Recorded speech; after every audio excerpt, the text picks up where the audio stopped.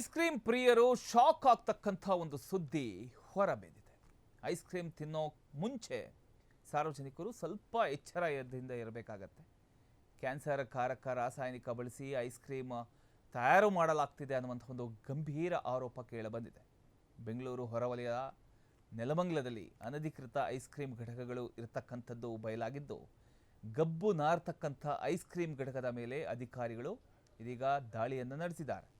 ನಿಷೇಧಿತ ಬಣ್ಣ ರಾಸಾಯನಿಕ ಬಳಕೆಯನ್ನು ನೋಡಿ ಅಧಿಕಾರಿಗಳೇ ಬೆಚ್ಚಿ ಬಿದ್ದಿದ್ದಾರೆ.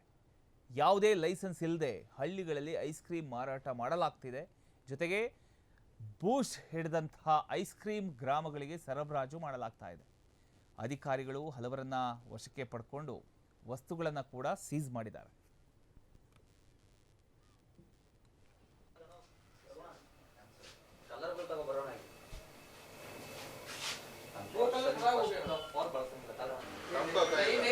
शाम को रखा था वो भूल गए फेंकने के लिए। सुबह काके छोड़ दिया है।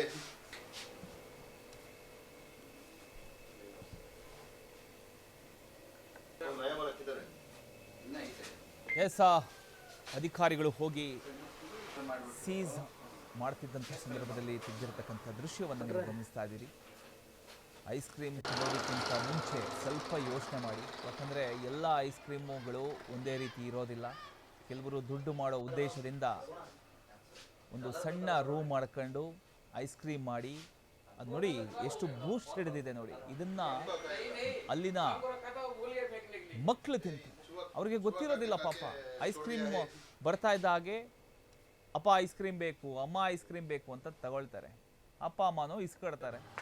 ನೋಡಿದರೆ ಈ ರೀತಿಯ ಬೂಸ್ಟ್ ಹಿಡಿದಿರ್ತಕ್ಕಂಥ ಐಸ್ ಕ್ರೀಮನ್ನು ಅವರು ಸಪ್ಲೈ ಮಾಡ್ತಕ್ಕಂಥದ್ದು ಯಾವಾಗ ಅಧಿಕಾರಿಗಳಿಗೆ ಗೊತ್ತಾಯಿತೋ ತಕ್ಷಣ ಹೋಗಿ ಅವರನ್ನು ಅರೆಸ್ಟ್ ಮಾಡಿ